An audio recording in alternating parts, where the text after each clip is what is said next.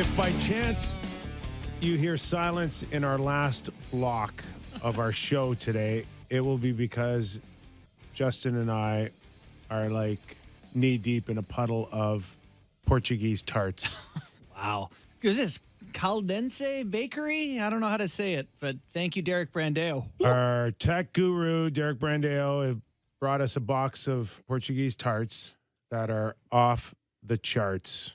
Wow. Good. My God. And you couldn't even wait. No, I didn't even bother. I didn't pretend I was going to wait. I just... All I hear is like the countdown to the show, and I'm like, it's like sitting beside Cookie Monster. Just a tad. You know I eat a chocolate bar a day. This is an upgrade on chocolate bar. That's not Cookie Monster from Sesame Street. That is JB eating a Portuguese tart. Yeah, and there's 5 Our left in thanks that box. to Derek. Of course, the cast is here.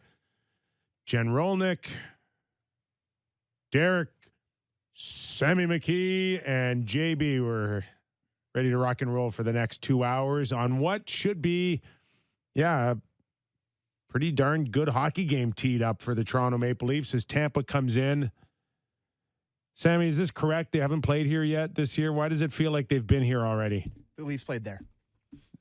Just an away game so far. Yeah, they played there, and they lost 4-3 in overtime. So here we are, 2 games left. Are we going to feel a playoff type environment, or are we going to see 2 teams with the corner of their eye on Christmas presents, Portuguese tarts, and presents, and get me to the finish line here? I don't think so. Like, there's still another game left before the Christmas break for them. I feel like you're far enough away. It's Tampa Bay, who's on a hot streak. I feel like you're going to get a great showing tonight. This should be a great hockey game. I mean, I'm pumped, to be honest. I love hockey this time of year. Being in the building feels different. Great energy, right? Excited for the Tampa Bay Lightning to come in tonight? What have they won? 5 in a row? Something like that? I do get the sense that this one, and there's just no way that Sheldon Keefe would at least not drive it through all his players that we have lost 2 in a row here. And I don't want to go into the break losing 3 of 4 or 4 into the break. I got to think that he is the attention to detail the last 24, 48 hours from Sheldon Keefe to his players will be there tonight. And how do you not once again look at it as a bit of a measuring stick? And I know we joke around, but as Boston continues to win, like it almost feels like it is a foregone conclusion that these 2 teams will see each other in April. Yeah, I mean, they are 8 points behind the Boston Bruins right now, and Boston has a game, so they don't seem catchable. Behind Tampa Bay is the Buffalo Sabres, of all teams, who are 10 points behind Toronto. Like, the likelihood of Toronto finishing 2 or 3 in the division is extremely likely. The likelihood of the Tampa Bay finishing there, almost exactly the same. They're 3 points behind Toronto with 2 games in hand. Boys, Tampa, Toronto, is it set in December? Yeah. Thanks, Gary. Thanks, Gary. And he wants more games. He wants more games and more rivalry games. So he just wants all these teams to play more and have more of a death march towards what's the inevitable here. Like this has a chance to be really embarrassing if, in fact, that your top 3 teams in the league are Boston, Tampa Bay, and Toronto, and one gets eliminated. Yeah, I don't think it's sour grapes to be upset about this. Like, I think it's Tampa probably feels the same way. Yeah, I'm with Sammy on this. Really? Well, yeah, I am. When you consider that like 3 out of 5 over the course of 82 games, and you pin them against each other. Yeah. In the opening round, it's not good for your league either. No, it's like just looking not at the good Metro, for. It's just. It makes it really look like it's an 82-game exhibition season. It does. It doesn't put a huge emphasis on where you finish. The Metro division, the Leafs would be tied for first in the Metro right now. New Jersey's lost 5 straight games. I mean, yeah. No, I'm with you guys. There is justification for some frustration, but anyone who isn't a Leafs fan will say, oh, you got to beat everyone, yada, yada. I personally hate that. To me, you do well enough the regular season, you should have a softer round one opponent. Do we want to listen to John Cooper, who we featured in Kyper's Clippers today, because he said it was a playoff type field. I remember last playoffs we played a lot of clips from him. Do you want to hear him talking about the Atlantic Division? Because it's very relevant to this conversation. Yes, I do. Let her rip. I tell you, it says something about the three organizations that have somehow found a way to be at the top for quite a number of years now. And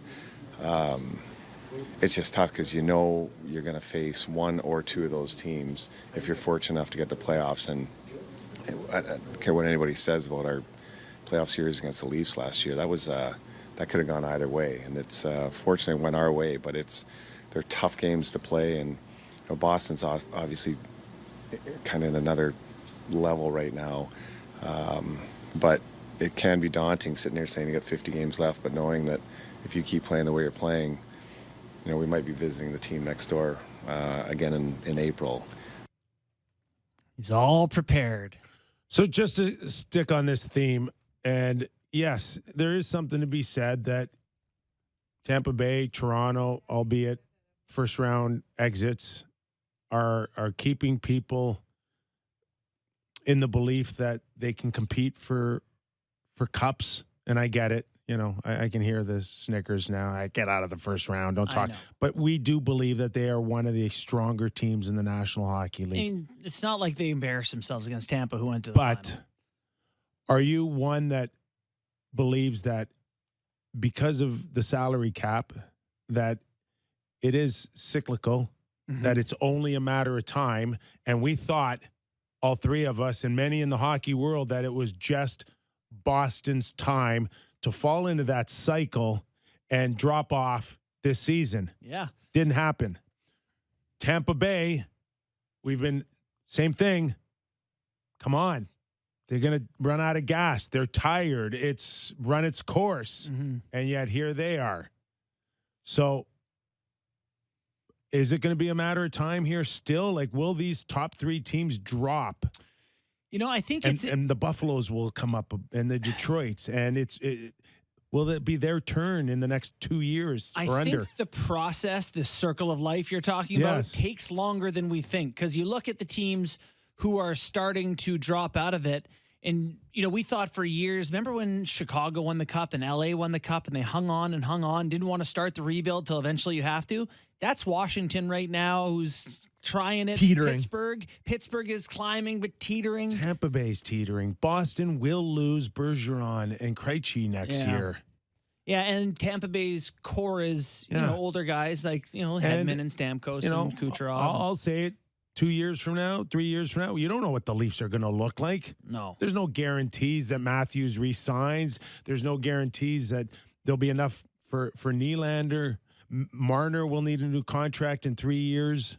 It's like you don't know. Maybe the cycle, these teams may be missing the cycle. Or can you avoid that cycle? No one can avoid it.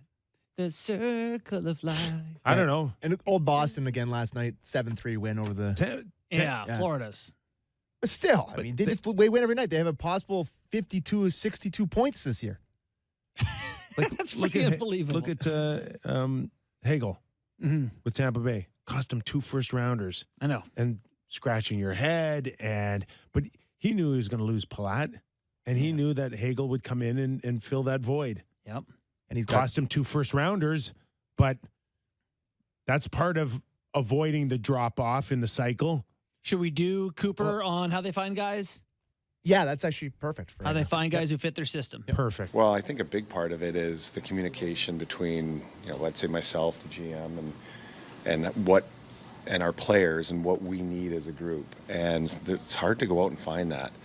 Many times, you go to deals are made where maybe you're looking for that top 4 or quote-unquote top 6 player. It's kind of not been what we've gone after the last few years. Excuse me. We look at that, some of these character guys that we've tried to bring in on contracts that fit for us. So that's probably the biggest kicker, is trying to find those guys.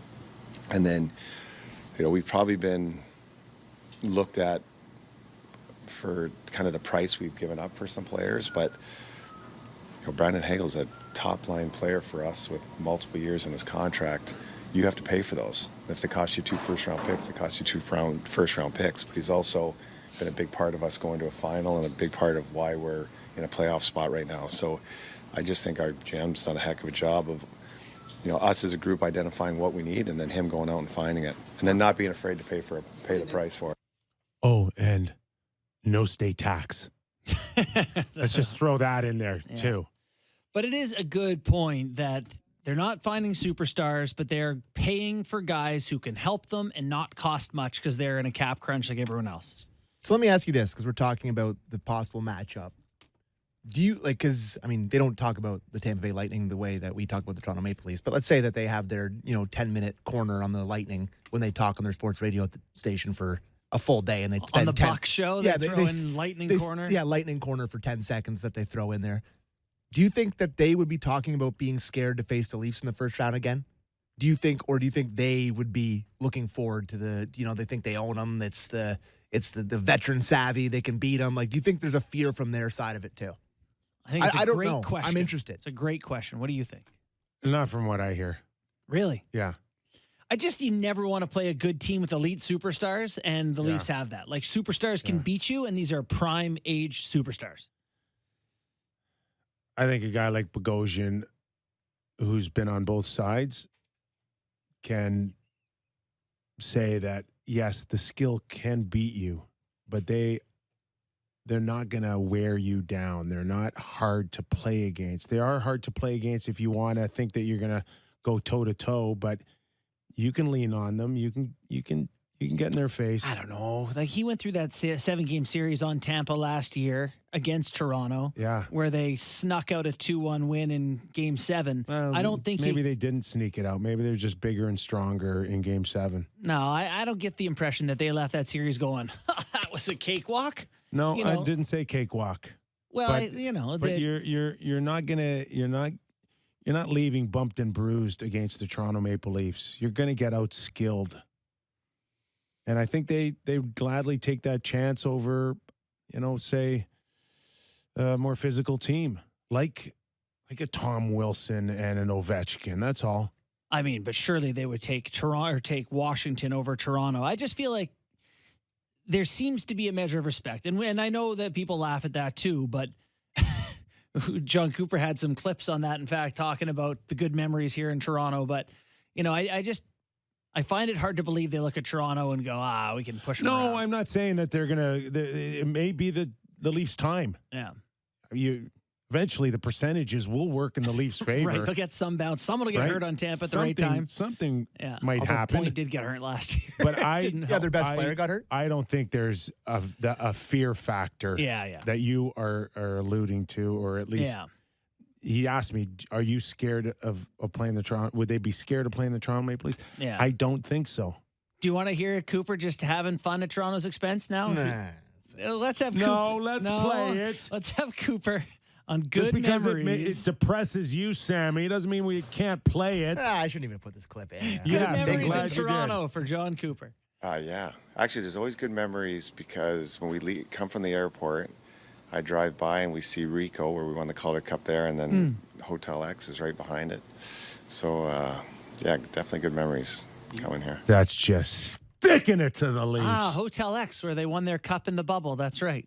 I remember that. Oh, and what did he have to say about Nick Paul? Nick Paul, how he fits in with this team. Sorry, what did Nick Paul give you that you guys really need, do you think? 2 goals in Game 7.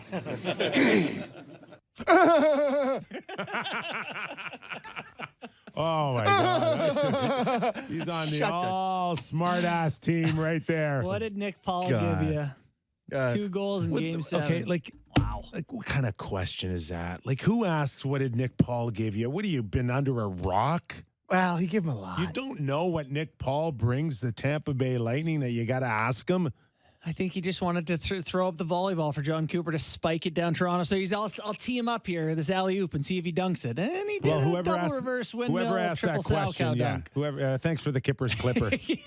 Sammy's been mad about that clip for oh my God. I don't know, you 10 clip hours. it, and then you say, I don't want to play it. Well, listen, I understand that we have some sort of a, not, I wouldn't say journalistic. I wouldn't say it's a very journalistic show, but we have some sort of a right to play him saying that. It's a clip, you know? Oh, yeah, we do have Johnny Journalist here. You're right. yeah. You're right. But it does piss me off big time. Well, it's also great because we listened to the clip separately today, so he had to listen to it when he clipped it. He played it for me, then he played it for you, then we played it on the show, and I think he's just reaching his boiling point. Yeah, he's disgusted by it at that point. Correct.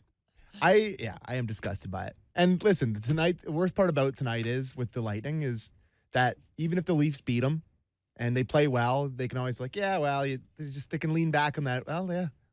Talk to us in April. Doesn't matter.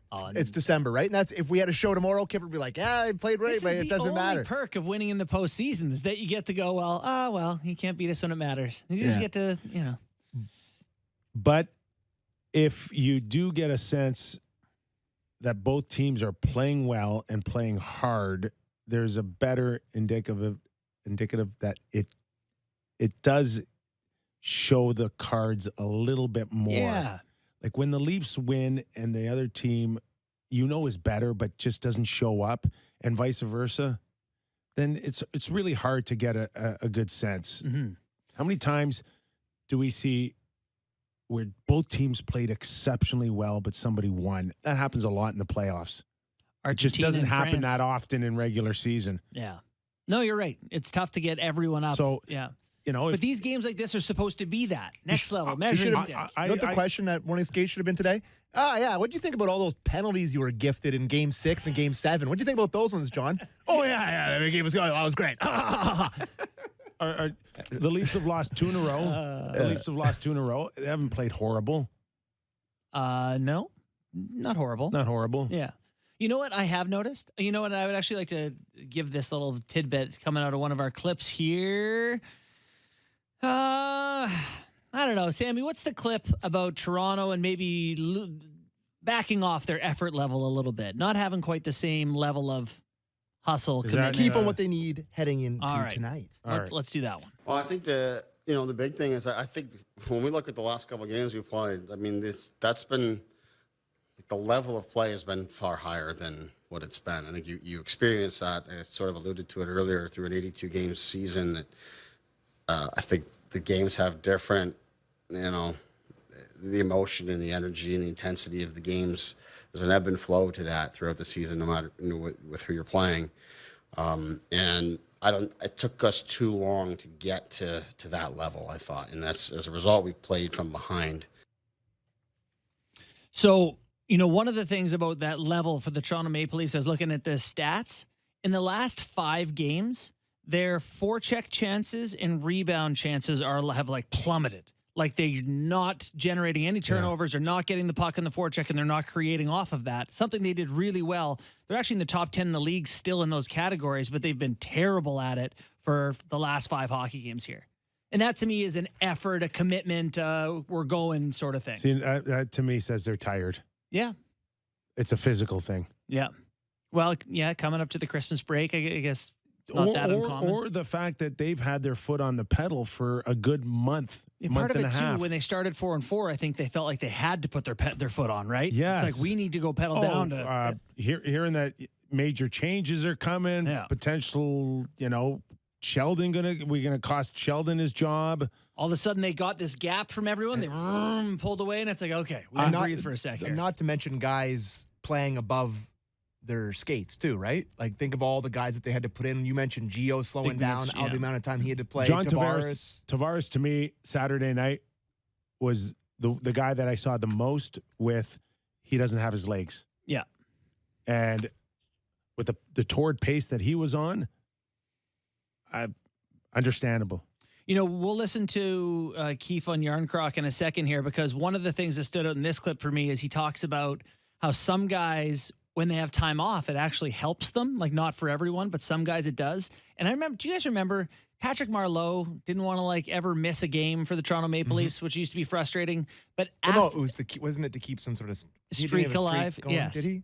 But there was a All-Star break where he got 4 or 5 days off, and he hadn't done anything good in a long time, and he came back with fresh legs, and it was incredible to watch the difference in his skating. And this, for older players, it makes a big difference. So, we've heard from Mark Giordano. He doesn't like it. He doesn't want it. He I think loves that's to mental. play. Don't you? I don't How can believe it that. be? It's Think it's physical I for him think- that he likes to go. no, it's his attitude, and it's not him really being realistic with what his body's capable of doing compared to what it was able to do 7 or 8 years ago. Right. Yeah. So let's listen to Keith on Jarnkrok, who is not just back tonight, but playing alongside Marner and Tavares once again. Yeah, I mean, you never quite know, right? Some guys takes a while to get back up to speed. Some guys just getting a little bit of a break really helps them. We're getting right towards sort of the dog days of winter here and the holidays, and guys starting to get worn down a little bit. And he's a guy that hasn't played, so we'll see. Yesterday, I thought he had lots of life, lots of pop and bounce in practice, and like I commented on, I thought he made our practice better yesterday. It was just clear to me how much we've missed him, because he's a veteran player that has such a strong skill set, is very good at a lot of different things. So we'll see how it goes. We liked what we had seen from him playing with those guys before he got injured, and we'll go right back into that spot tonight. To me, that's just such a Malgin dig, that whole clip. Think so? Well, he's just like, yeah, he skates and shoots, and he's like an Works. NHL player. It's like, that's probably his greatest realization once Jarnkrok got hurt, is maybe like you didn't think he was that important to the team, and then he's tried to replace him with Robertson minutes for an extended period of time, and that didn't go very well. And then you try to replace it with Malgin's minutes, and we all know how that went. So then to have Jarnkrok, who none of us were, I don't think, massive fans of the guy, but we can all agree that he's a capable NHL player. He works and he's big enough and shoots Okay, it hold really on, well. hold on. Before everybody says, he's great and he's I said he's I literally said he's capable NHL player. no. But the sense is like we're getting an NHLer and this guy's the real deal. And do you envision Jarnkrok on the left side of Tavares and Marner to start Game 1 of the Stanley Cup playoffs? Because I don't have him as a legitimate top 6 guy. No, I think he's a stopgap until they find that guy that plays on that left side. To me, and I think, but I think he's a capable guy that can do it. That's what I'm getting at here. I don't think he's the answer in the top 6, but he's a hell of a lot better than Malgin, and he's a hell of a lot better than what Robertson was giving them. So to me, it's a big help for them to get him back. Yeah, I agree in that he's not the answer. Like that's a spot that they got to find a solution for. But compared to what they've been trying to fill it with, Robertson, Malgin, Kerfoot. They put Engvall up there for a little bit. Yeah, like none of those guys were the answer, even close to the answer. So I think you're getting better with Jarnkrok, but you're still not. You want to be not in there. Like you didn't sign him to play there to $2 million per season for 4 years to think that he is your second line left winger. No, but I think you do sign him knowing he's versatile enough if you need someone to fill a gap for a while. Correct. So correct. So when they trade for Ryan O'Reilly, will they play him on the left wing? With those guys? What do you do? May play Matthews, Tavares, Camp, O'Reilly down the gut. May play Tavares on the left side. Oh. And put Marner at center. Or you mentioned Ryan O'Reilly. I know. It's just making fun of you there for that one. But no, you don't think, I don't know. They need an impact in the top 6. It's pretty clear that that's the glaring need for this team at the moment. You think they'll make a trade before February? You think they're going to wait till the deadline? I'd like to see them not wait. Move sooner. To the deadline. The sooner, the better. Well, they made one trade. Can Jarnkrok hold the fort long enough where he can contribute offense to Tavares and Marner? He had a goal and 2 assists in 4 games in that spot. I don't know. That's not an answer. That's This guy also went 30-plus games without getting a goal in Calgary. Did he? Yeah, he never scored there, eh? Maybe one in playoffs? No, I think maybe he got one in the playoffs, but not many. But I agree. We know he's a lot more capable than Malgin. Yeah. Speaking of Malgin, why don't we listen to Keith tell us about the trade that they did make, swapping in Dryden Hunt for Dennis Malgin. Brought Malgin in and feel like we gave him a really good opportunity. And and didn't work probably the way that he thought it would, and got off to a pretty good start. But what hasn't been a fit there. But you look at Colorado's situation with a ton of injuries they have. I think they look at his skill set and feel like it's a fit for them, and then we look at Hunt and some of the things that he can do and think it's a good fit here. And at the same time, try another guy and see if he can find his game here on the other side of it offensively, because he has produced and scored at different levels. Hasn't happened for him at the NHL level, but aside from the production part of it, he's a very competitive guy, works hard by all accounts, is a terrific teammate, very coachable guy. So you bring him in and give him a chance. Saying that he was given an opportunity might be the understatement of the year. I think they felt the need to drive that point home too, so people can't say, "Well, you didn't give him a chance." The little Who guy. would say that? I don't know. Anybody on this show? No. But I don't know, the wishy-washy crowd who thinks every small skill guy So would it is be the Mulligan? solution Would Mulligan be pissed right now? I think if you're Dennis Mulligan, you're on the plane to Colorado, pretty content that you got an opportunity here.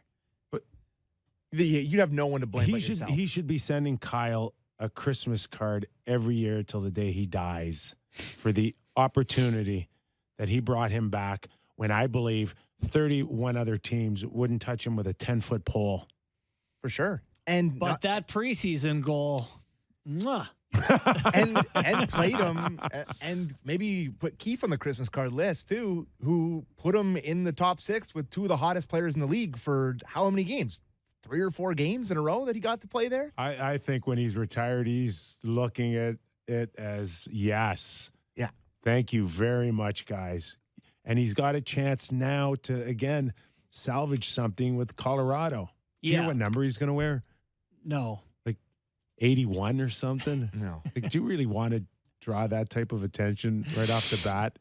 You know, want to just kind of slide what number in was there he a wearing little here? 64? This- No, that's camp. It was 62. 62. 62? Yeah. There is a lot of people who are like, the number thing, who cares, whatever, it's just a number. But certainly in hockey circles, if you talk to people, you're like, easy, buddy. Well, Mete wearing 98 being in and out of the lineup. Go throw on your number 4. You're a defenseman, Victor. I think we're going to be, I'm just looking into the future here, maybe around the end of January for a tweet from Elliot Friedman.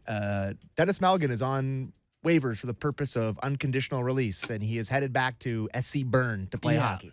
Like, I really don't think he's got a whole lot longer here in the league. You never know. You just never know. A couple of bounces off his ass. But, you never know. We just talked about it. How much better could it get? Well, and that's I keep thinking, like, is there a chance he goes to Colorado and they play him in the top 6 and he scores a bunch of goals? You know what I think of? I think of Alexander Barabanov. Barabanov was here and you could see he had some skills and some ability, and it was like, hey, this guy's all right, but not for us. And he's going to San Jose and he's being great. Way to go for Barabanov. He was never the solution here. That's Mulligan. His ceiling is Barabanov. Go be Barabanov for someone else. Oh, my God. Barabanov with the long hair now playing for San Jose. Yeah. I barely remember that guy. Well, yeah, and they grabbed him for nothing, and he was an exciting little guy doing his thing.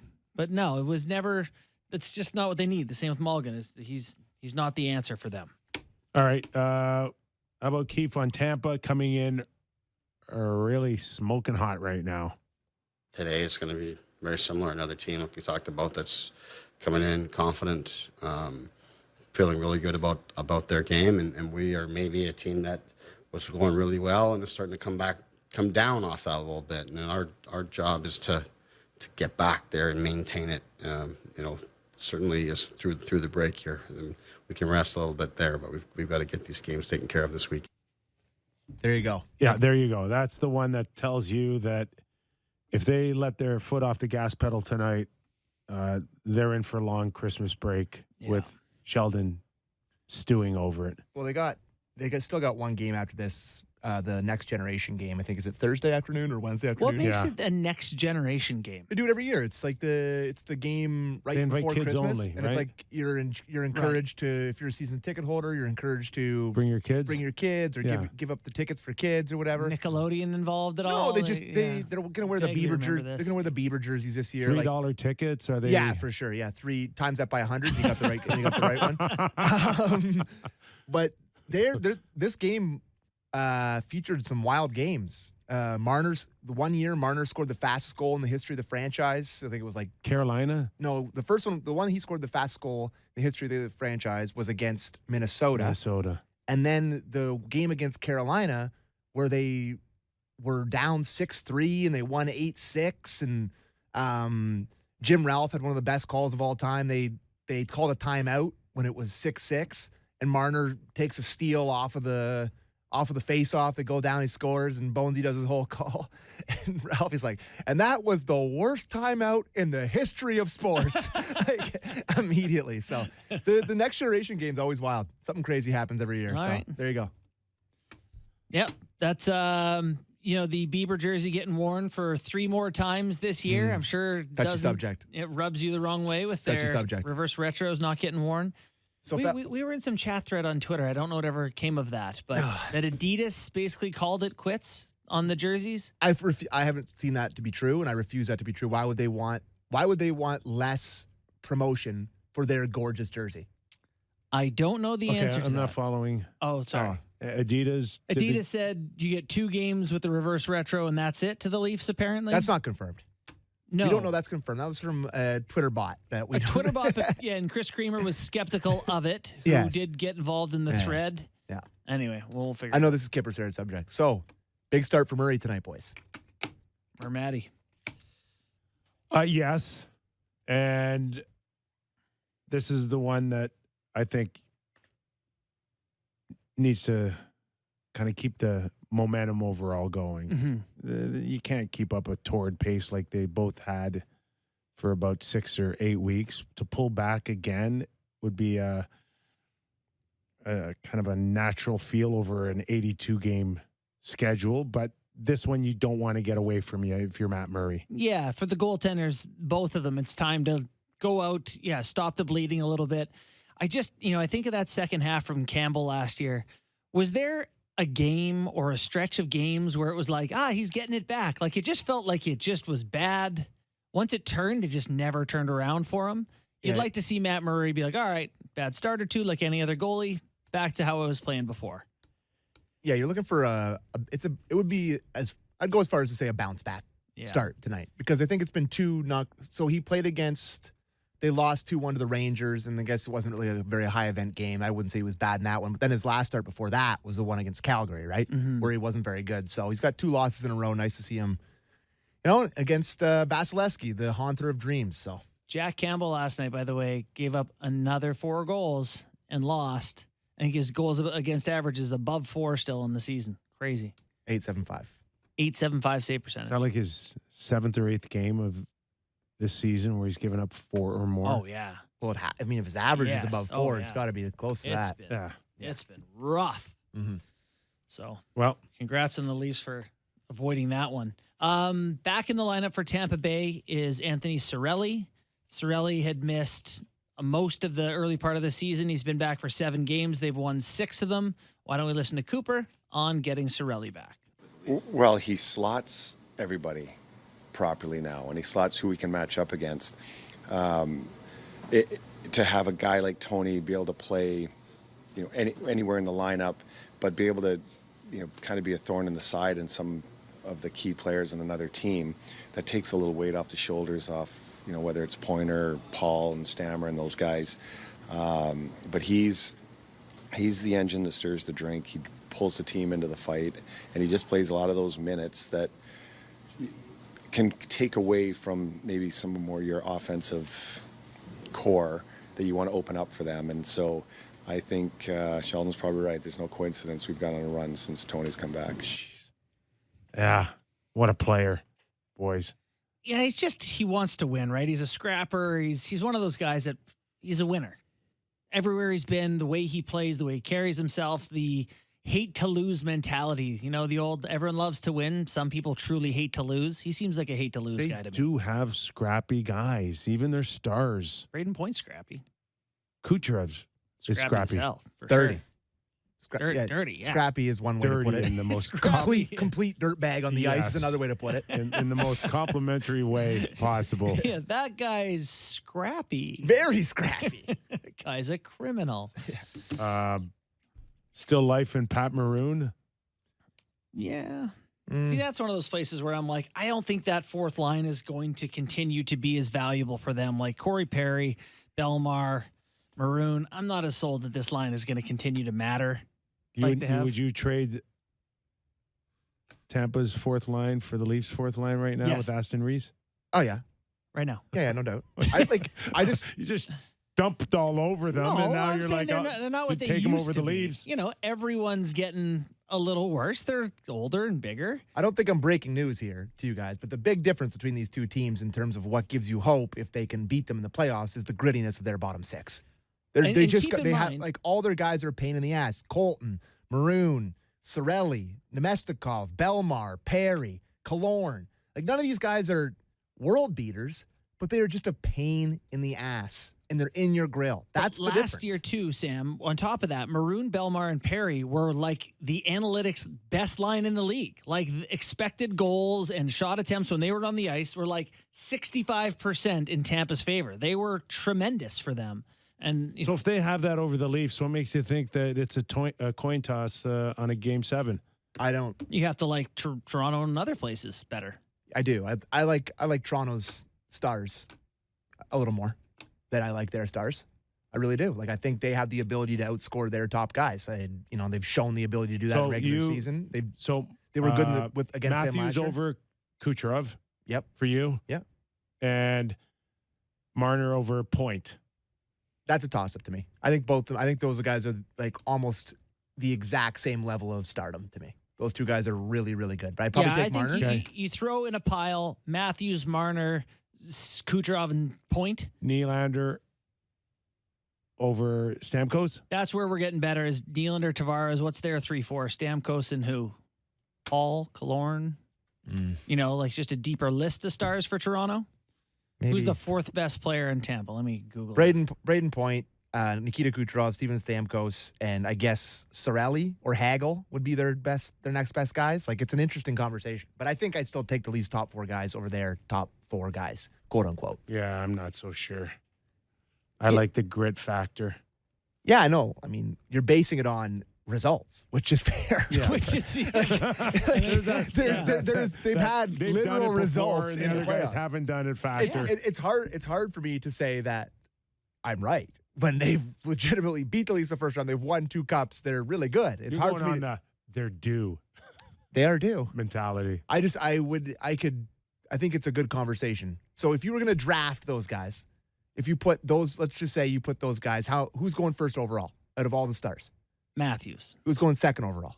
Well, then you got a tough call in your hands, don't you? Depends what you like. Yeah, well, Braden Point. I tell you what, Matthews was an easier decision last year than this year. Yeah, no doubt. Matthews was he 16 goals and Willie's at 18? I think this time last year, Matthews had 24 goals. It's just not the goals. It's just the overall look of a guy that's overpowering guys and dominating.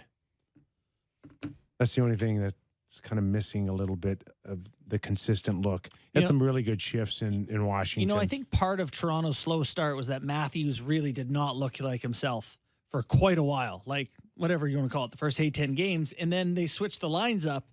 And, you know, when by the time he started to really look good, you know, probably not getting quite as many of the type of passes as you do when you play with Marner. So probably compounding the statistical issue for him was the late start plus the line change. The more I think about this, I think Kucherov is the clear number 2 pick, if you're drafting. Really? Yeah, I mean, I love him too. Listen, I've said I literally said on this show I wouldn't take him on my team, so it's a tough one for me. But I mean, what, he scored 140 points at 1 year? He's won a won Hart 2 Trophy. cups. He's really, really good. He's gritty. He's dirty, like you Numbers are said. off the charts. I think he might be the number 2 pick if you're drafting. He could be the one. He really could. You could talk him into being one. Yeah, you're The right. more that, like, I've just talked myself into complete doom mode again here, boys. You talked in circles till it's Yeah, doom now mode. it's just doom. Like, You're up against the things that they've accomplished in the past that's exactly it. compared to when's it over? And I've said this before, but the Leafs aren't just playing against the team they're playing against. They're playing against a team that is even more motivated to not be the team that loses in the first round for the first time to this core. Mm-hmm. That's the thing. I'm sorry. That matters. It's the Leafs. Like, there's a whole different kettle of fish they're playing with than other teams. A win tonight would be a nice stocking stuffer for you, Sam. What did he- Should we mention that we're not on the air Oh, yeah, after probably. today? Yeah, probably. Not like ever again. Last show, guys. I did. But we are a little holiday break. We're back on December 28th. That's 1 week from today. All right. All right. Thanks for letting me know. No problem, buds. I would have showed up here all Yeah. by myself. Me and Gunnar on tomorrow in this time slot. No, we won't be on YouTube, but if you want to hear us all just if you want to cry about the Bolts winning tonight, you can tune into that. Ah, don't say that. Come on. Yeah, John Cooper will have some smug things to say. We can Oh, play he's that after. smarming all over you tomorrow. And When the Leafs win tonight, I think our All right. guys are they're looking towards We Christmas. gotta get outta and here. Blah, blah, blah, blah, blah. We'll take a quick break. Mike Futa. Feuds. Feuds. Did I say that right? You did, and this is my Christmas present. Get Oh, a I Mike can't Futa wait chat. to hear from him. We've had him muzzled since the last time he was on. Yeah, So time to you pull him know out of the he's- cage, let he's- him go. He's going to have a ton to say. My man. Okay. After the break, and also Keith Jones in the second hour. You are watching and listening to Real Kyper and Bourne Holiday Season Edition.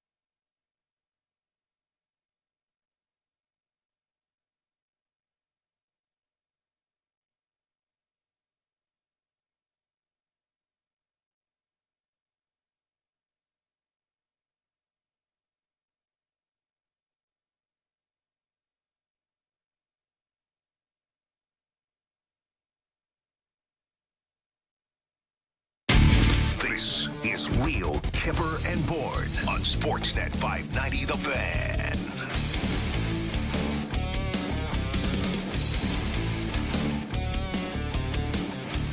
Let's welcome in former NHL executive and Sportsnet hockey analyst Mike Futa. Futes, how are you, pal? Thanks for joining us. I know on occasion we've asked you about a trade deadline, but what about a trade roster freeze around Christmas? Like what's going on now? Because we know that the freeze will start tonight at midnight, if I'm not mistaken. Is it a hectic time for a lot of clubs right now, or is there just no chance we're going to see much action? Great pronunciation, by the way, Kyper. Like, killed it. But I nailed it. And I had a glass of wine at lunch. That's what it took to loosen up the lips. Yeah. Well, Kyper, I think there's too many teams still in it. And there's too many teams that have too high expectations on the outside looking in to see anything big before the trade deadline freeze. So I think it'll be quiet. I think it will get very busy, though, as it gets closer. But, no, it's just interesting listening to you guys. I'm just driving in for Hockey Central there and thinking about this game and that these two teams, how with still so much left in the season, look like they're staring each other right in the sights again. And listening to Cooper's clips there were just blowing me away. How you can possibly say, I would love to have that, and you can't turn back time because they've earned it. Like 3 trips to the Cup in a row, 2 Stanley Cups. What his quotes are like if the Leafs have won one of those series. So Yeah. it's just such a different feel, and it's nice to respect your opponents. And obviously, they've been 3 great teams over a period of time. I agree with you 100% that it's like the Bruins have got the band back together for one more kick at the can. But for him to sit there and smugly talk about a team that is yet to win a round, and I love the way they're playing right now, by the way, in Toronto. But give me a break, Coop. Like, come on, give me a break. You used to stick it to Anaheim and San Jose when you won your cups in L.A. But I was employed at the time. I wasn't with the media. Like, and it wasn't in Toronto. I mean, I literally, I know it's and he's such a classy guy, Coop, and stuff like that, but I look at this Toronto team and the way they're playing. That, I mean, you guys said it. It's the dance is going to be told when the time is set. Like last year, we weren't supposed to care about the regular season, and they made us care by just throwing up points in the most magical regular season in history. Now this year, you know, we're not supposed to care, and all of a sudden they get off to a slow start, and all of a sudden they become this team that buys right in. Like they're an even keel. They're not playing up to their opponents and then playing down to their opponents. They're actually playing with injuries, a 5-man unit. They look like they care defensively. You know, Mitch Marner's breaking records and looking like, you know, a guy that should be nominated for either the Selke or be the Hart Trophy conversation. You've got 2 goalies that we all questioned in the offseason, other than the Leafs management, that have played, you know, so far very well. And they seem committed to it. But the key is now, as they've had a couple of games where they haven't been at their best, do they go back to that? We got to start scoring and running gun, or do they stick to the kind of style that Sheldon has them playing? Still, you know, blow teams away with that potent power play. But you can't go back to that running gun style, or Tampa will eat you alive in round 1. Yeah. Hey, Futes, how much would conversations be happening right now about trades that'll happen 2 months from now? Like the Leafs obviously need a little help at a couple of positions, maybe a left winger, maybe a D-man. Would they be in touch with other teams like, hey, if it gets to this, would you do that? Or does nothing really unfold until you get closer to the deadline?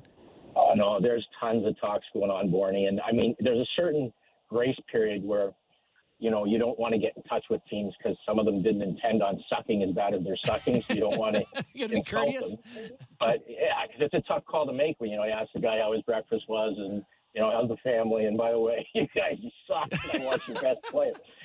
But you move along the lines, and I found in junior hockey it blew me away because you could really make a trade, put it together in a couple of days based on the age of the kids, and there was no salary cap, and it was a good fit for both teams, and whether it was a hometown for a kid. But in the NHL, the amount of road work that goes into a trade and the time that's put into one. Now, there are a couple that might get pulled off the last second, but the groundwork is being put in.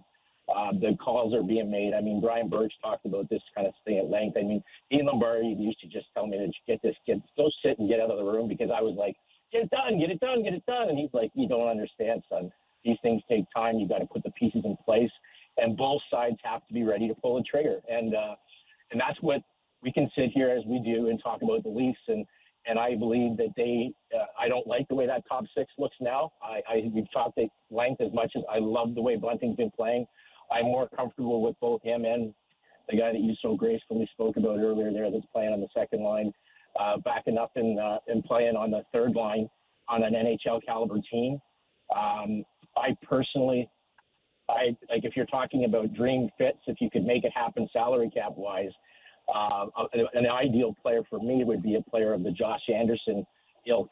And I would vastly overpay for someone like that has got some term, that fits in your top six with a little bit more jam and the ability to score and skate with the big boys.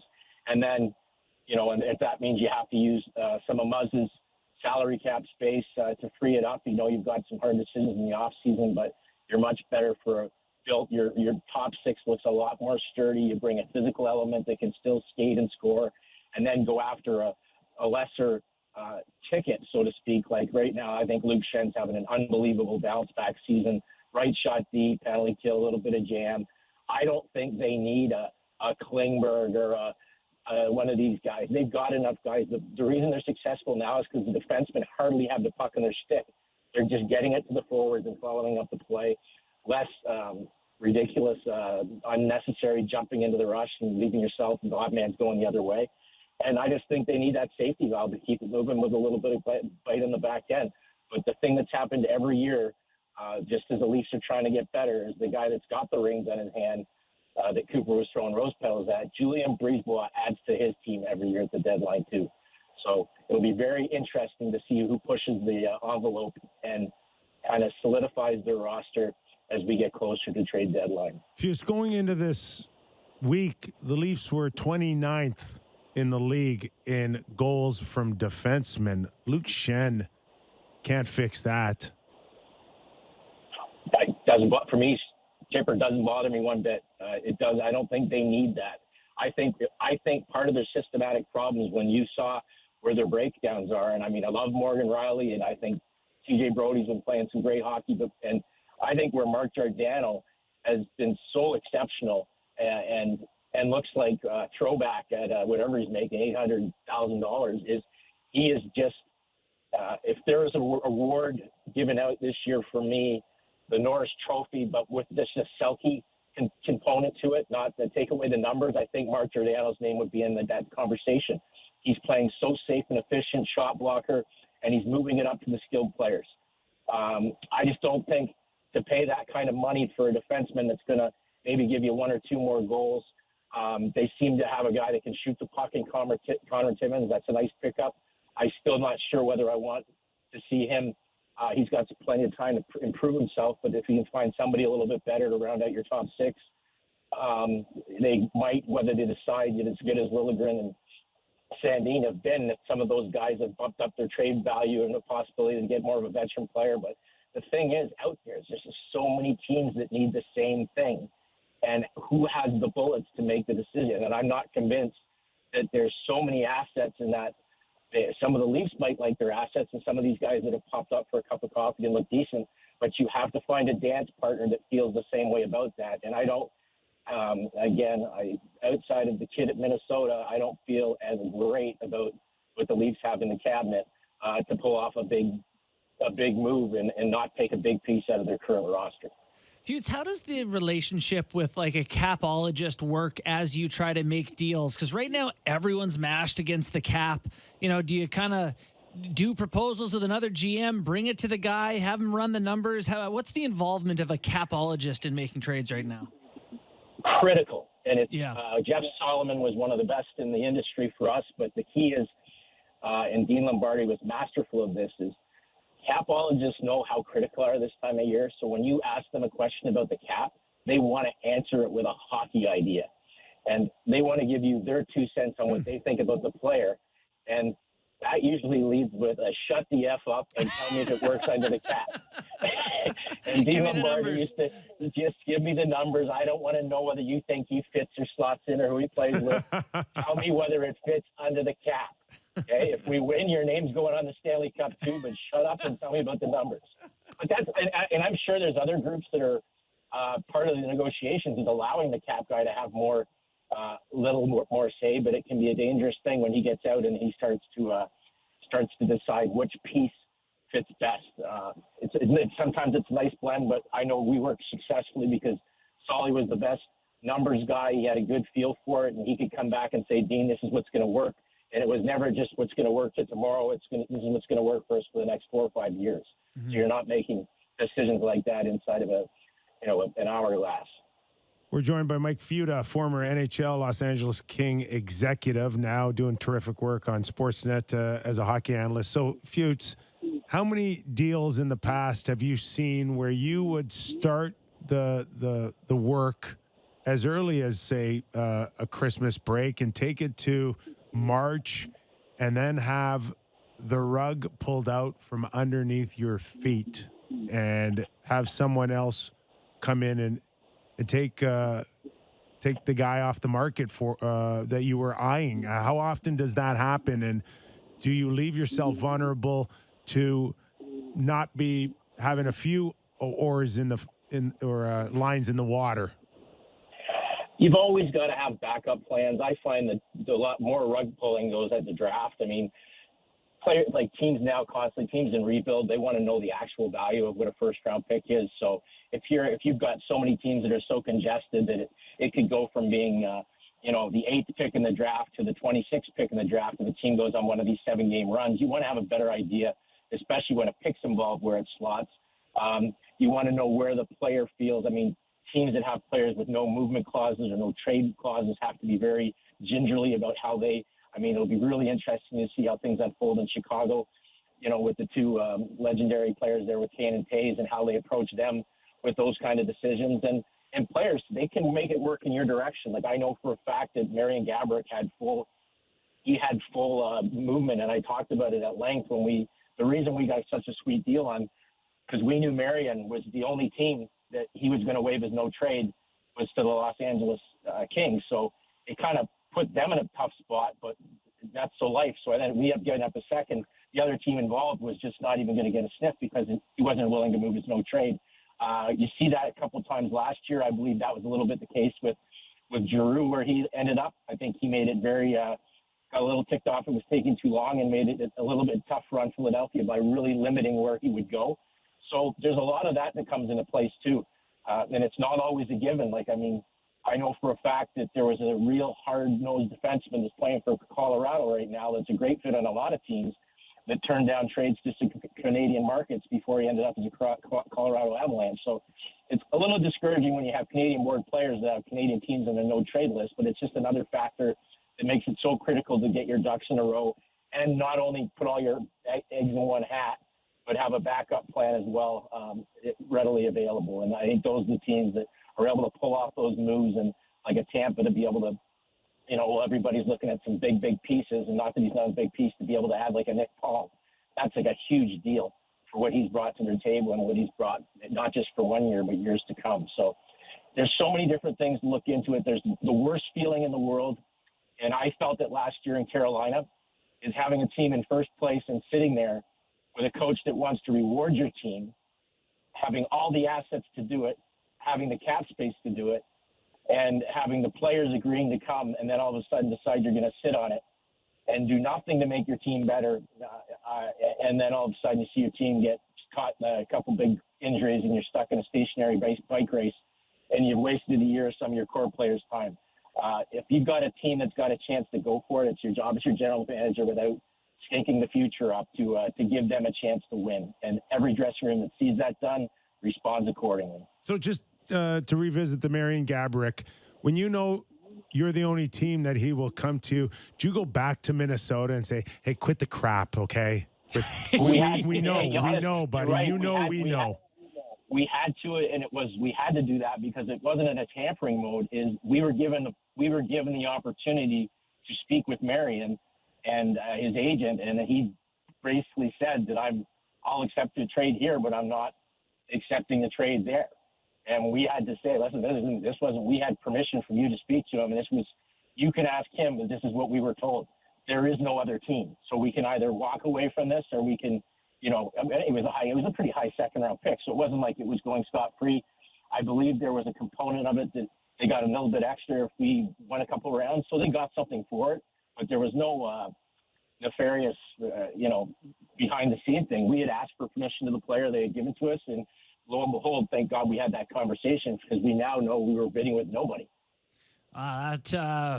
What an error on their part, allowing you guys to do that. That's unbelievable. When I look at some of these things, these situations that ownerships and GMs get into, there's challenges when you've had success, you have a great core, and things are kind of slipping away. Things are, players are getting older or whatever. Look at LA. You guys had some of your important players get a little bit older, and you're trying to stay good. When you look at Pittsburgh right now, or you look at Washington right now, how tough are the decisions, and what kind of decisions are the challenges in trying to decide what comes next? Well, first off, Bourne, they didn't get older. They got arrested. Okay? Oh, right, that. Okay, so that makes things a little bit tougher because it's self-inflicted wounds. So right. I agree with you when, and in fairness, we had an opportunity and we should have, we were still, the worst year for it was we were kidding ourselves that we were still good enough. And we ended up trading a player named Richard Cernak when Quickie got hurt for the rights to Bishop. And Richard Cernak's turned out to be a very good player for the Tampa Bay Lightning. So you got to be real careful convincing yourself that sometimes you have to take it off the gas, especially when you have two cups in the cupboard, and then you can still reload the following year. But we kind of blew our load when we didn't need to. Now, clearly teams like Pittsburgh and Washington, I'm not involved in those conversations, but just by the re-upping of Malkin and Letang, that they're all in for the next few years while these guys are still playing exceptionally well. And when Ovi's making public statements that I'm not part of a rebuild, if I'm not part, clearly, once they get healthy, they're going to be a force to be reckoning with. So you're going to see some teams drop back. You're going to see some organizations that owe it to the promises they made to Crosby and to the Letangs and to the Ovechkins that we're going to try and add at the deadline and get you through the line, even though you might not look like it's a year to push. When it comes to the Washington Capitals and Pittsburgh, can you imagine the pressure on the management side to hear two legends like Ovechkin and Crosby maybe reiterate to ownership that I'm not ready to let this thing go, and what that would mean to Brian Burke and Ron Hextall?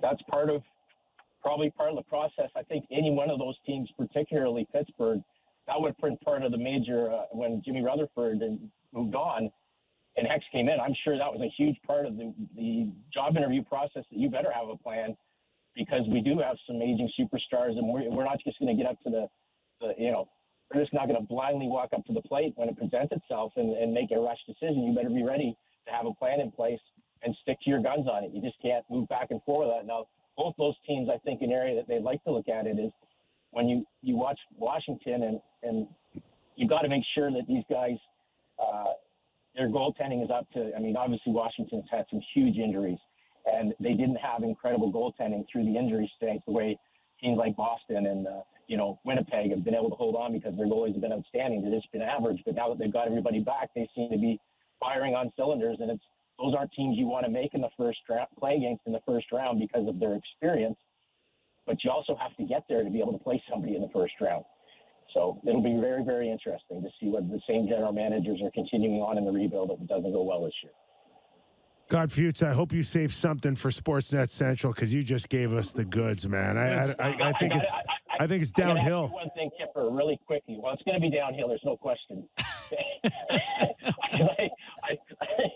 I'm certainly going to need expressive, but I'm looking at my lineup. I just got named coach for the Hockey Day in Canada team.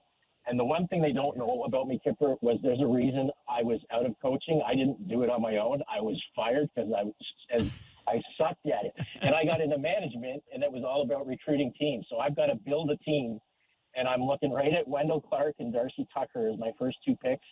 And I'm thinking of throwing Ken Reed in at center and just let his cup float with – because you know how much he likes the tough going. Now, I was surprised I didn't see your name on the list, Kyper, but – I'm going to build an old-fashioned Toronto Maple Leaf team. Buddy, I'm fully retired, man.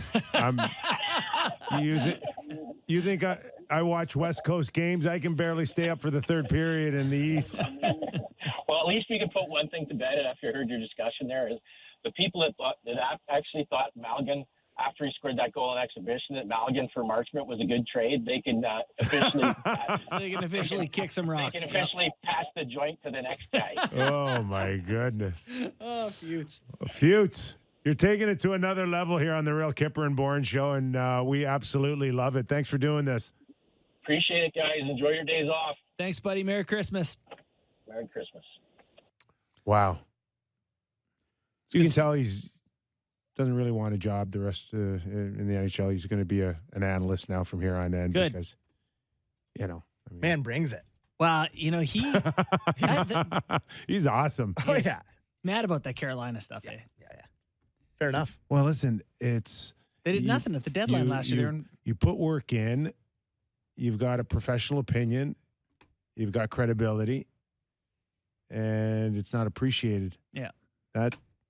What am I doing here then? 100%. Yeah, what am I doing? Hey, what do you think of Anderson? Joey Anderson? Josh Anderson, he brought up. Josh Anderson. Oh. I was like, Joey, what? Listen, the man can skate. The man could score. The man can back teams off. You get his engaged games, and boy, are they effective. Yeah, once in a while I see him play. I'm like, is this guy the best power forward in the league? He's one of those guys that's an $8 million guy that if he could be on all the time would be $8 million, but he's on a quarter of the time, so he's $3 million. Yeah. No, he's more. I know than the that. math on that doesn't add He's up. $5.5 million. When he's gone, right? Yeah.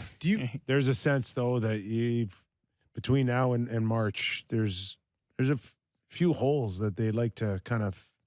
I don't know if you can plug all of them or partial, but Kyle's got some work still on this roster. Definitely. Yeah. It reminds me of you talking about how your team was in first when you guys made a bunch of trades because you weren't good enough. Being good isn't good enough. I thought we had major surgery in 1994 at the trade deadline. Sawed off a limb, And that was sewed a new one back we were on. the number one team. Yeah.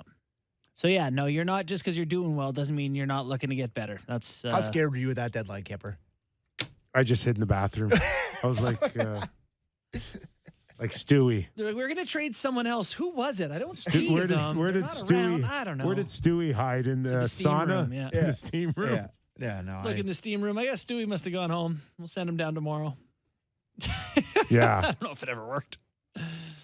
Yeah, that was it's harder now for sure. That was a free for all for general managers to trade and move guys in, move out. Yeah. No money involved, no cap. I know we're going to break. I just want to ask, did you see what the Phoenix Suns sold for today? I did not. Do you want to guess? Yeah. 1.3 billion. $4 billion. The basketball team? Yes. $4 billion. Is that a big is that considered one of the biggest markets? Sammy was talking it up in like the it NBA? is, Yeah. but listen, I lived in Phoenix. It's a there's fair a few, weather town. There's a few teams that kind of matter. It's in the Western Conference. They got a good team. How far is it from LA? It's a big market, right? Yeah. Like that's big TV So who market. bought them? A mortgage guy. Shbia, He billionaire mortgage lender. He used to play in the NCAA. He won the national championship with Tom Izzo's. Is there any Michigan State. chance that you can marry the Suns To the and Sens?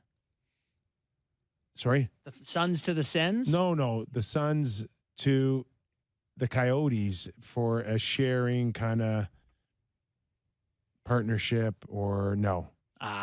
They don't want that. They don't want that? No, Because it value helps, the assets. helps with buildings and it helps. Yeah.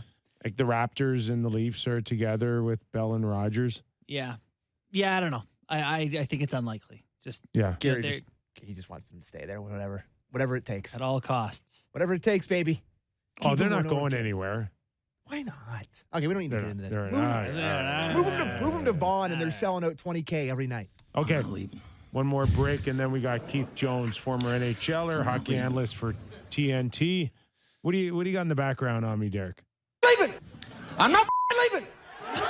Oh, that's the Wolf on Wall Street. Yeah, there you go. That's what There it you is. go. I'm not leaving. I'm not leaving. I need to watch that again. That's awesome. I'm not leaving. Okay, Keith Jones after the break. Thanks for sticking around on Real Kyper and Bourne.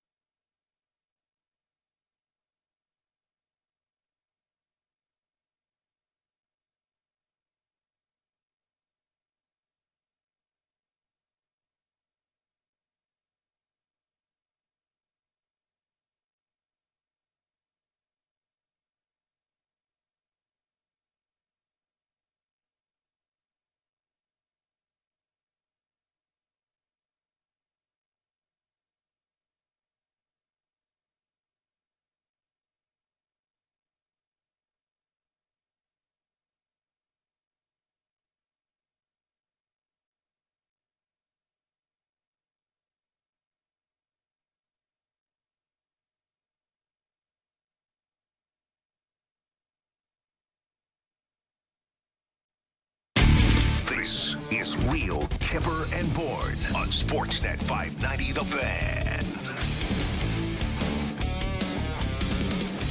I need a few minutes just to kind of regroup off of that hit from Mike Futa. Was that because he was passing the joint? Is that what it was? Drugs involved. We'd had arrests involved. Yeah. An F-bomb. Well, not a real F-bomb, but Right. a fake F-bomb. It was compelling radio. It's good stuff from Futs, as always. For sure.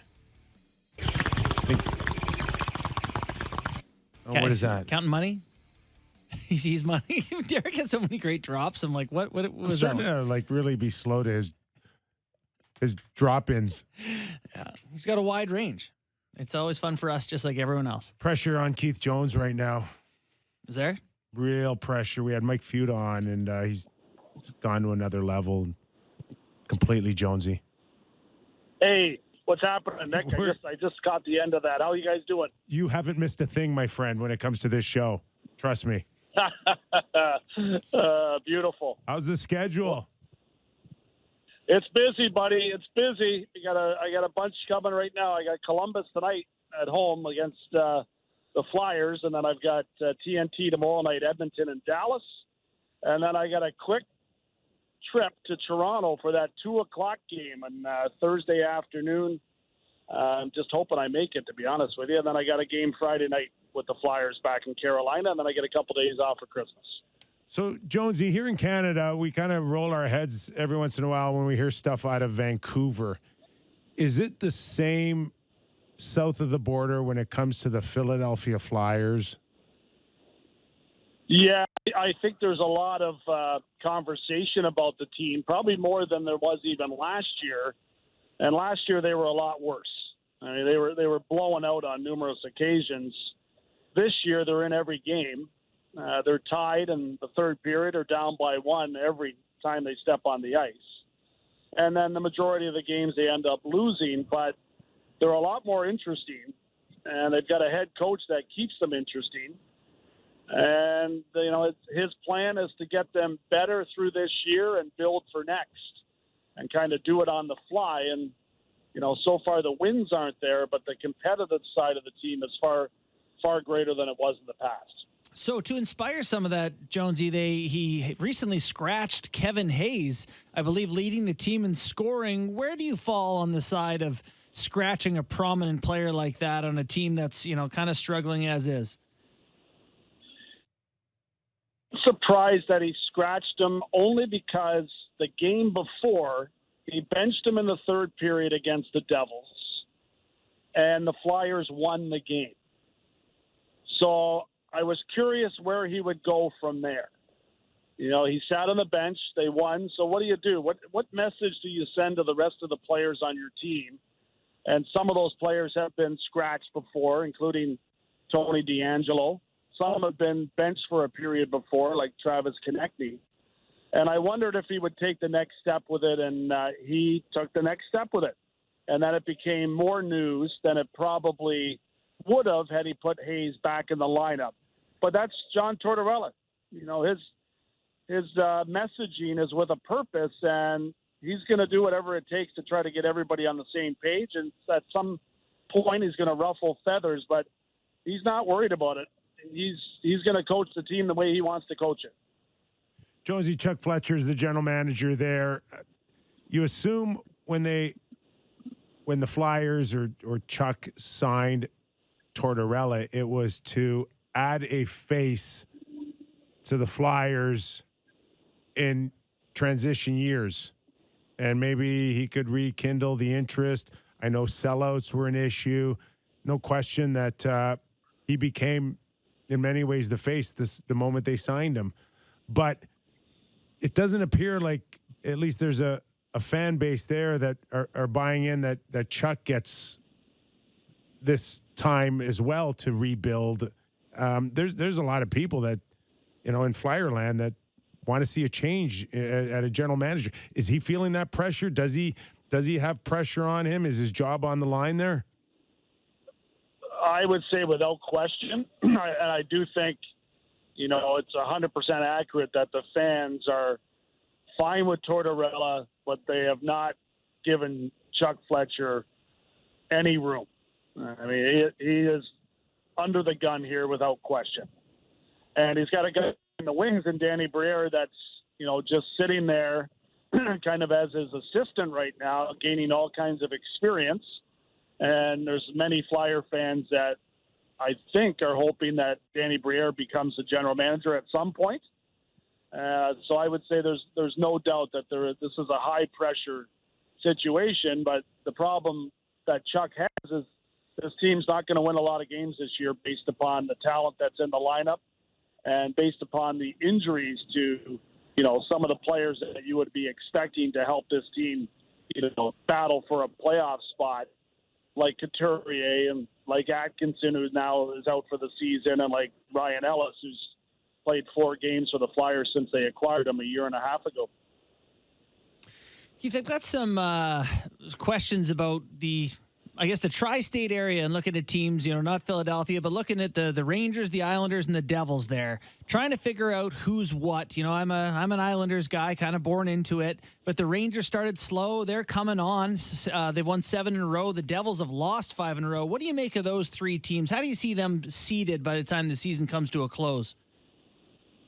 I think the Rangers and the Islanders are 2 teams that would be very difficult opponents to go up against if the playoffs rolled around. I think the Rangers demonstrated that last year. The Islanders going back a couple of seasons ago before they kind of laid an egg last year. I think they're teams that you would have your hands full in trying to beat in a 7-game series. I don't think the Devils are there yet. I think the Devils, have shown flashes of being a young and exciting team. They remind me a little bit of the way Anaheim started the season last year, where they were in the news a lot, where they had some highlight reel goals, where they were winning some games, and then the wheels kind of fell off. I don't think the Devils are going to fall off as dramatically as Anaheim did. They're obviously not in the mode where they're going to be selling players like the Ducks did last year. I think they're going to, hang in the battle, but they would be the team that worried me the least if I was trying to prepare for a playoff series against them. Jonesy, can Washington now, off the momentum of an Ovechkin push here with history, Nick Backstrom looking like he's got more of a reason to believe that he can resume his career than months before? Tom Wilson coming back, are they in the hunt here? Yeah, they are in the hunt. Anytime you add Wilson to the lineup, hunt's a good word because, he's going to be out there making sure things are happening out there. The Caps have hung in, and they've had a lot of injuries as well, but they've got a really good head coach, Violette. They've got, some defensemen that appear to really be coming into their own, like Trevor Van Riemsdyk, who Lavi can't stop raving about how well that he has played for them. Gustafsson scored some big goals, including the other night. I think Orlov had an overtime winner. Jensen looked good. I think they have some veteran defensemen that if they get some of these forwards healthy and start getting players slotted in the right position, I think they're going to be a problem. And like Pittsburgh, those teams seem to at least hang in there enough to make the playoffs. Neither has made much noise recently in the playoffs, but would I be surprised if Washington was a playoff team? No, not at all. The Alex Ovechkin chase is, has been fascinating to watch. Are you seeing his progression over his career? What are your thoughts on how his game has changed from when he was a young man to now? He does score more goals in tight than he used to. Mm-hmm. It was always, Crosby always owned that area. Tavares, another guy that's always been great in and around the crease area. Ovi has not been, but he's better at it now. He's also more reliable, and coaches are going to put him out there when the goaltender's pulled to, maintain a lead and hopefully score an empty netter, which he's been racking up, a lot of this year. He would normally not be out in those situations back in the day before he matured into the captain that he is today. But he still has the shot and he still has the strength. I don't think he runs around as frequently as he did before, and that's a good thing. but he's still a threat to throw that hit at any time. So it's very difficult for teams to, try to match up against him because he has all the dimensions of a power forward. And, he scored 800 goals the hard way. He's not, he's not a player that's shy to get into high traffic areas. I have a great appreciation for everything he's done. And for a former Cap like Nick as well, we played at the Cap Center when, half the crowd would be Penguins fans when you played the Penguins in the playoffs, or Flyer fans. And now they rock the red because of Ovechkin. He sold the game in Washington in a market that wasn't necessarily selling out every night. He put them on the map, and he's kept them on the map. I watched parts of the Capitals and Red Wings last night. They found a way to pull it out 4-3. Ovi did not score. But there was a part of me that watched the game long enough wondering, can this get exhausting for the guy in the next year and a half, teammates? 2 years? Like, at times it's great to be a part of that, but it may be physical, emotionally, draining here in the next little while. Is there any chance of that happening, or Ovi's just above and beyond that, just his mentality? I think his mentality is above and beyond it. I mean, you think about a guy who's had so many opportunities for milestone goals, and he's always come through. Whether it's 50 in a season, 60, whether it's his 500th, 600th, 700th. I mean, he goes through them all. So he's been through it. I don't think he's going to slow down. And he's got a target, and I think that's what's going to motivate him. And I think the league today is built in such a way, unlike when Gretzky played, where we made up rules to try to slow him down. We put rules in play now that are there for offensive players to, pick up more opportunities to score, whether it's a face-off on the power play, starting in the offensive zone for the first face-off, whether it's, being out there in situations for empty net goals. Penalties are called more frequently for the hooking and the holding. I just think there's a lot more ways to produce offensively, and I think that Ovechkin's going to benefit from that. And I think he's going to pass Gretz. One more for us, Jonesy, and tonight the Leafs and Tampa Bay. I know we're not even at the halfway mark of the regular season, but everybody's got this one penciled in the first round. So what do you take out of a game like tonight? Well, they were so close last year, right? And it looked like Toronto was going to get past them. Tampa's not as good as they were last season. The Leafs are the same. So the edge should go to Toronto. This is a more important game for the Leafs than it is for Tampa anytime those two teams meet.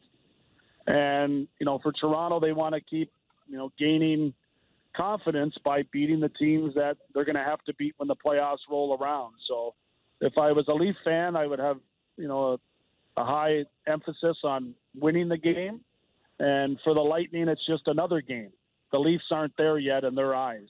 So for Toronto, you want to step up and measure yourself against a team that has been the thorn in the side of pretty much every team in the NHL, with the exception of Colorado last year. Not to put salt in an open Sammy wound here, but you did call for the Leafs on our show in that first round to come back and win Game 7. Do you remember that? Oh, yeah. I remember it. I believe it would, actually. I was surprised. I was very surprised that they did not. So I might have to revisit that this year if they play again. All right, Sammy, you hear that? Yeah, great. Yeah, great. Jonesy, always a pleasure, man. Happy holidays. The best to you and your family, okay? Have a safe one. Yeah, thanks, guys. Appreciate it. Have a happy holidays. You too. All right. That's Keith Jones. Does a terrific job south of the border. Do you guys do Christmas parties every year in the NHL? American League? Oh, yeah. There's always something. A little team smaller, sponsored or? A little smaller budget. Yeah. Than nowadays, or? Compared to the NHL one. Yeah. Oh, yeah. The American League version. Yeah. Yes.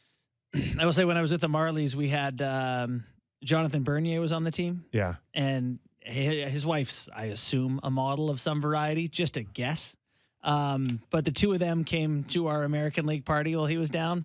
And I don't know, he must have been wearing a $16,000 suit or something. And she, and her outfit was not cheaper than that.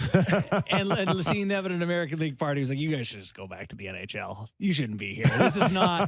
You should not be here. I'm in my guys are wearing their 3-year-old Indochino suit. No disrespect to Indochino. What was he making back then? $4.5 million or something. Only 4.5. Yeah, I don't know. He was doing all right. So, yeah. Handing out Christmas presents to everybody. That year, we did have quite a few people. We had Milan Mahalik, Brooks Like. We had like a bunch of guys with money come down, sitting in a stall beside some ECHL kid making $60K. So the big thing for many of the teams is if you got called up from the minors, that you just needed to stick around long enough to get an NHL present. Oh, yeah. From the team. Yeah. And for the Leafs, a lot of years, it was 2 airline tickets anywhere. I was there. Which was That's a great gift. Huge deal. Yeah, of course. And Anywhere? Yeah, pretty much anywhere. Yeah. Oh, I would be flying the furthest possible. Just fly me around the globe and back. Yeah. Maybe you don't fly want me to go to Winnipeg, but go east. Alaska.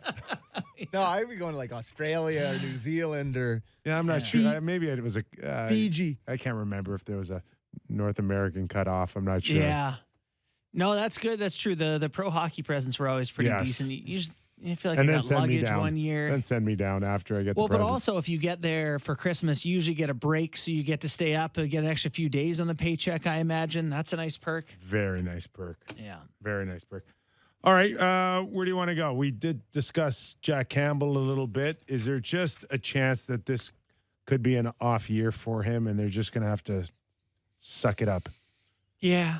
I mean, I do think there's a chance. And, you hope that with having the length of the contract allows him to get comfortable, find the best version of himself. You can't beat yourself up for 5 years, I don't think. I say to many people who have probably done that to themselves. But, like, the guy surely is going to get comfortable. He's better goalie than this. Pathetic the way I've been playing. Are we sure about that? No, we're not. I don't know.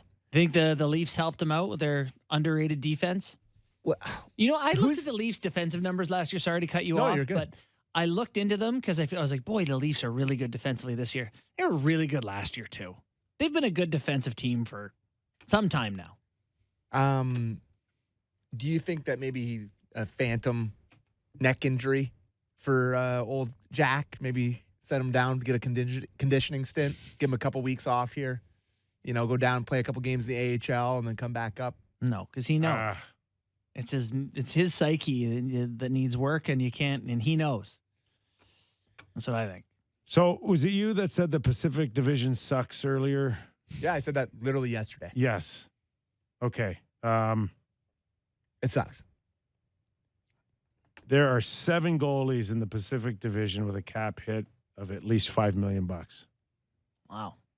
All of them sub 900 save percentage. Really? Okay. Unbelievable coincidence. Quick. Yes, 1. Quick. Obviously Campbell. 2. Markstrom. 3. Demko. 4. Peterson, the other LA goalie. 5. Peterson, good one. Josh Gibson. John Gibson. Yeah. John Gibson. Who's Josh Gibson? 6. Seattle is Grubauer. There it is. 7. Yeah. Wow. God, who's good? Does wouldn't mind anyone the have a Leafs good being goalie? the- I think Logan the best Thompson. one's Logan Thompson. Yeah, Logan Thompson. Stu Skinner's doing well. There may never be Dan another Vladar's doing $10 million goalie ever again. Oh, man, it's just crippling for the goalie union. They need their big money guys to play, to be good, right? Say, justify the big dollars, Yes. boys. That hurts. I think I saw something last night in the NHL that I've never seen before, Kipper. Is it Labushkin get exploded? Well, maybe that. That one defies physics. I don't really know what even happened. Do you see the Kale? 37 forward. Yeah, Kale. Deferred the penalty. Said it wasn't a penalty. So if you Yeah. didn't see this last night, Cale Makar takes the puck behind his own net. Matt Bardazal's on his back shoulder, on his back skate, puts his stick on Makar's shoulder. Not a hook, just like puts it there. Got a piece of him. He got a piece. Makar loses an edge with his feet, goes down, ref's arm goes up. Makar literally waves it off, skates over to the referee and goes, no, I fell on my own. Ref goes on the mic and says there was no penalty on the play. Makar must have been like he didn't do it. No power play for the Avs. Yeah. Yeah. Easily explainable. What do you mean? Well, today, you can't get away with that if you're a player. There's too many cameras. And if, in fact, he wouldn't have said anything and he would have gotten a penalty, he would have got ripped. Absolutely ripped. For being a diver? Yes. Or, his integrity would have been questioned. So actually, he did it because he's smart enough to say that I'll never get away with it. I'd like to get away with it, but I am smart enough to say that there's 4 or 5 angles right now that they'll know for sure that. And it doesn't even matter whether or not he fell on purpose or not. Right. The perception would have been, if there would have been a penalty, that Cale went down like a bag of feathers, and Bobby Orr would never do that. You're out of my good books. He actually felt pretty rough about it. He says, the ref who called it wasn't the guy at center ice. He was kind of behind the net on the far side. I don't think he had a good angle on it. He just saw me fall. I would like to think most times I fall, it's usually because someone trips me. That one, I just lost an edge. I felt pretty guilty for the boys there. So he said he wished he hadn't done it. He says, if I probably won't do that again. I don't know if I would have done the same, says Matt Barzal. But that's what happens, though. Yeah. And if you're in a playoff series and you fake like you got clipped and you didn't, you're done. It's like Tampa. Like Tampa. Which one in particular, one, super fan? The Kampf one. He faked it, hit him in the shoulder, didn't get him. Head snap back, just like that. That's right, too. I forgot about that. You have like a weird memory about hockey games. Oh, yeah. I have, the crippling moments in my sports fandom. Yeah, I remember them all pretty well. But I disagree. Like, it's not like it was a dive. He slipped, and the ref thought it was a trip. And you put your team at a disadvantage by saying it's not a penalty. You go with your head down, you go to the bench, and you take the 2-minute power play, you try to score a goal. To me, it's absolutely nuts. I don't know. I think his first feeling was that like, I'll get exposed. I'll get called. No way. I'll get called out. I'd say all this publicity it's garnered, Cale, is for the better. Oh, no, 100%. Because now we're talking about next time Cale goes down, the refs will be like, well, we know he's legit. Yes. Like maybe it buys him a call down the road. He will never get an embellishment call the rest of his career based on that. He's going to get Lady Bing votes based on that. But we now know that if, in fact, someone fakes a clip or something, we've seen it in the past already, have we not? Oh, we've seen Bunting have to go through some adjustment. I'm talking something way more What are you talking? Egregious. Okay. That just not even close. Yeah. Like really obvious. I don't know. I probably need to see last night's a few more times, but I think it was really obvious that he fell on his own. Yeah. He didn't get hooked down. There's no doubt about it. That's on the ref. I agree. Yeah, listen. And there's lots of times you should get a call and you don't. So do you say it just evens out? There is an argument that that's not on me. That's not my job. It's not. To tell you what's legit or not. You're paid to do that. I'm not paid to make your decision. Listen, although I made it for you. All their good players on their team are hurt. So it's probably not going to be the guy on their Malgin who just arrived being like, hey, best defenseman in the league. Maybe don't do that. But if I was his teammate and I was his buddy, if I'm McKinnon, I'd be like, hey, man. Yeah. Maybe just let that one ride. I want a couple cookies here in the power play. Well, and what's funny is we're not even discussing the fact that should you be able to do that?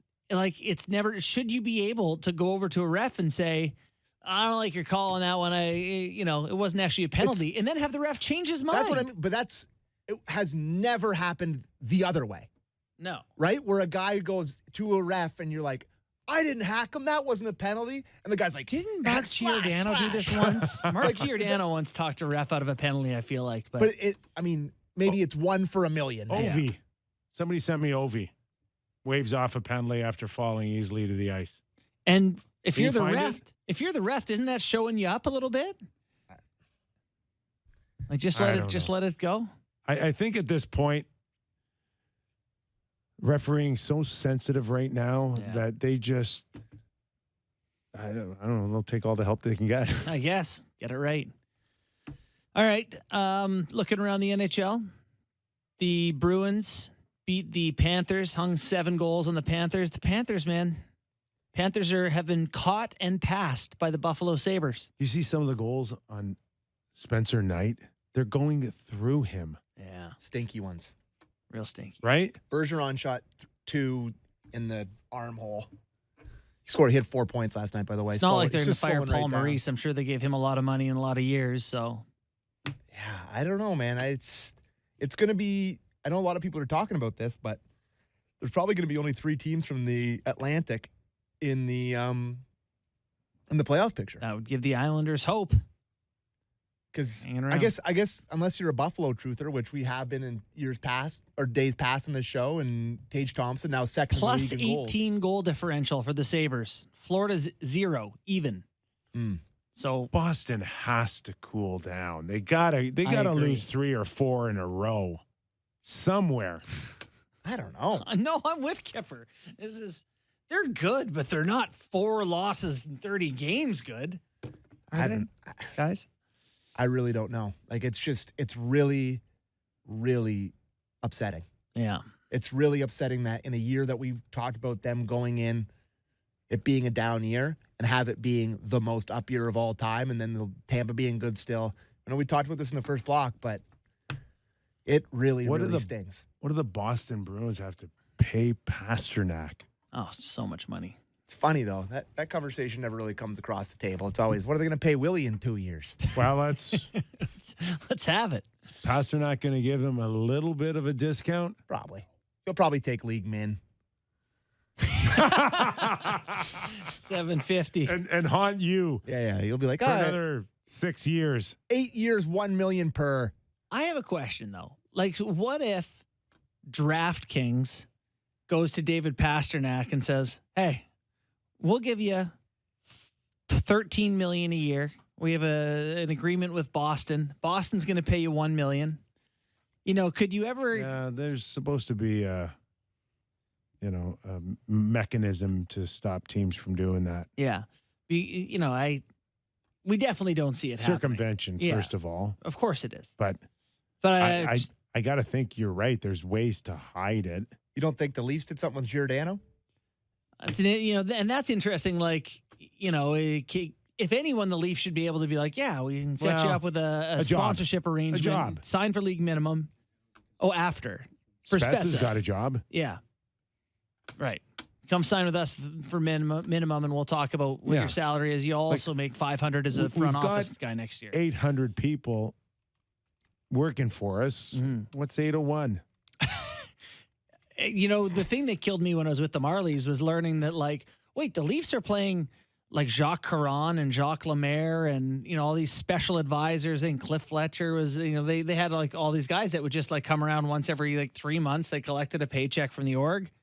They're listed in the official whatever. I don't think the consultations were that frequent they just collect your check, man. So I'm just looking at comparables for David Pasternak. Cap Friendly does such a great job with these comparables. Panarin is the number one guy. Number one comparable is Johnny Gaudreau, according to Cap Friendly.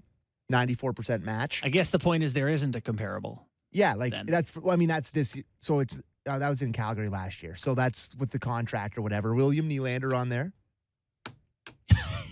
Can I tell you, I watched Johnny Gaudreau. I bet on Columbus the other night, so I watched them play Dallas.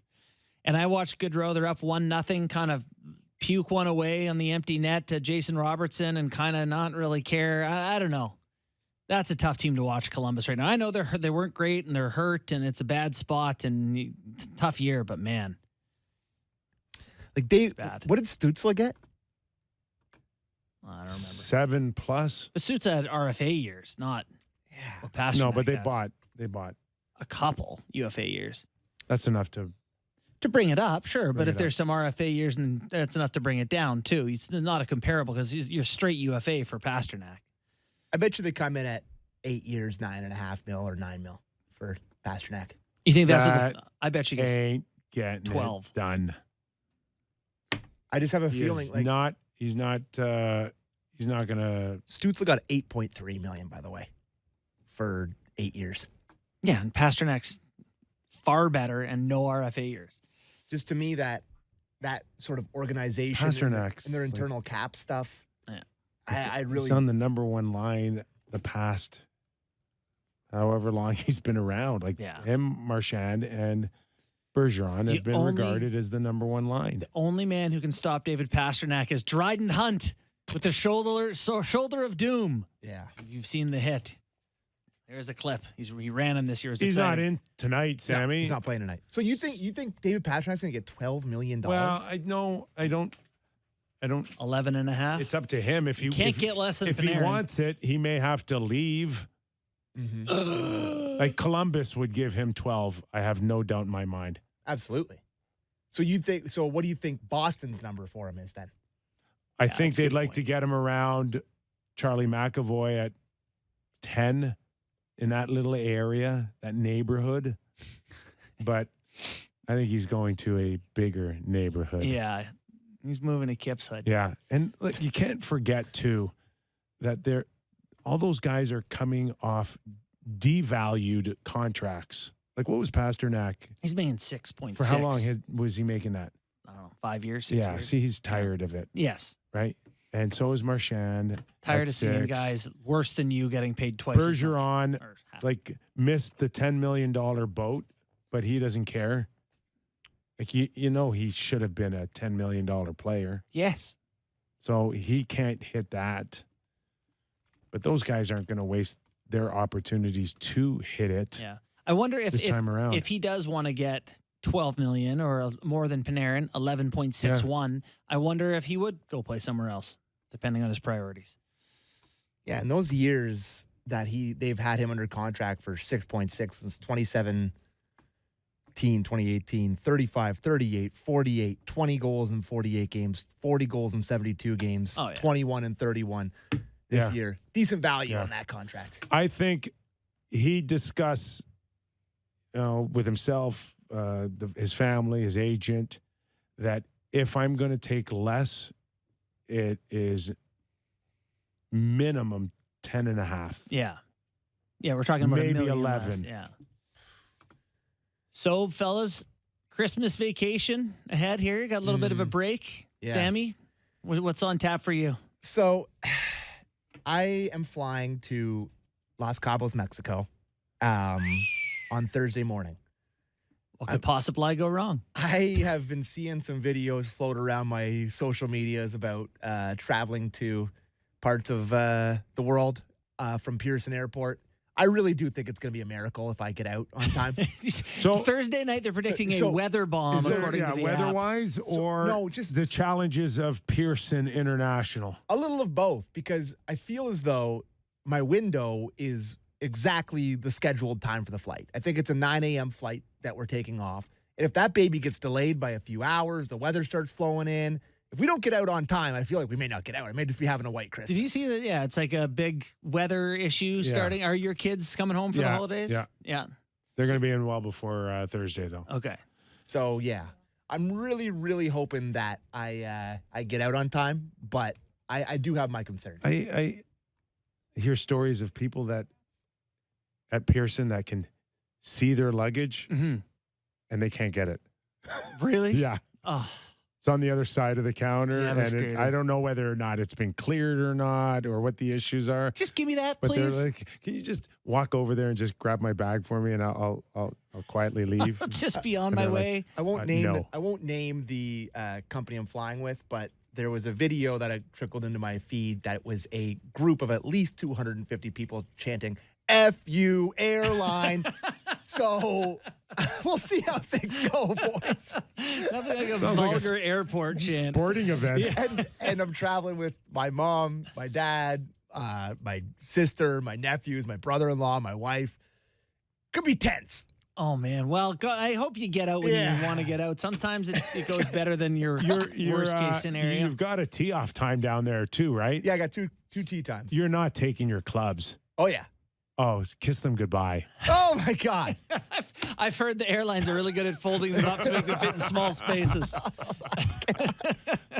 Your new Cobras. Oh, it's just not just me. Everybody is taking their clubs. It's going to be a disaster, boys. I know it already. That's fine. I'm going into it with low expectations. We are the family traveling with 2 kids under 6 years old who have to bring Christmas presents with us. Oh, boy. In the boxes still. Right. Oh, and my so we have an God. extra suitcase of those that have to come home as well. Please tell me you're not assembling on the road. Well, some of it, yeah. Oh my God, is that a disaster? Oh, it's a total. We are going to be that family at the airport that other families see and go, "Oh, thank God, that's not us." This phone has made things so simple in our lives, but they cannot fix the instructions to assemble things. No. It's gotten worse. I'm like, just vague I don't stick even see the figures, shape of this hammering. thing. They didn't send me the thing that's shaped like this on the piece of paper. You know, actually today I got Sammy for Christmas. I got him a Costco membership. You know that? Which is a splendid gift. I was really excited about it. He gets the box. It's got a tote inside him. He's married now. He can go do the Costco thing.